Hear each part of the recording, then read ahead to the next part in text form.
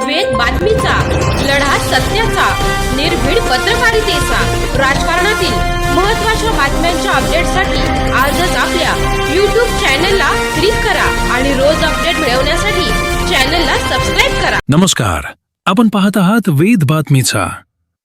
लोणीत घरफोडी, स्टाफ नर्सच्या घरातून 1 लाखांचा ऐवज लंपास. राहता तालुक्यातील लोणी खुर्द येथील आशीर्वाद नगर परिसरात भरफस्तीत घरफोडीची धक्कादायक घटना घडलीय. अज्ञात चोरट्यांनी एका महिला स्टाफ नर्सचे बंद घर फोडून रोख रकमेसह सोन्याचे दागिने असा सुमारे 1 लाख रुपयांचा ऐवज चोरून दिल्याने परिसरात भीतीचे वातावरण पसरले.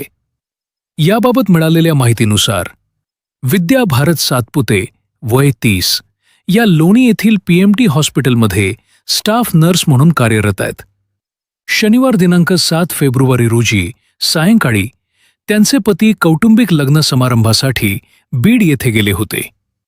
रात्री सुमारे 8 वाजता विद्या सातपुते यांनी घराला कुलूप लावून ड्युटीसाठी हॉस्पिटल गाठले होते.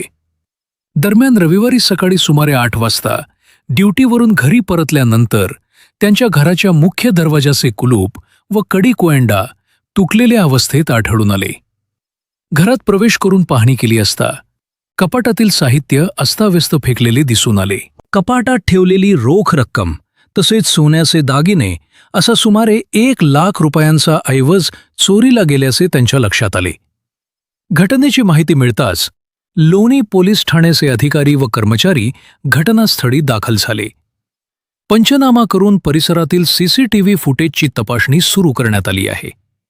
या प्रकरणी विद्या सातपुते यांच्या फिर्यादीवरून अज्ञात चोरट्यांविरोधात घरफोडीचा गुन्हा दाखल करण्यात आला असून पुढील तपास लोणी पोलीस करत आहेत.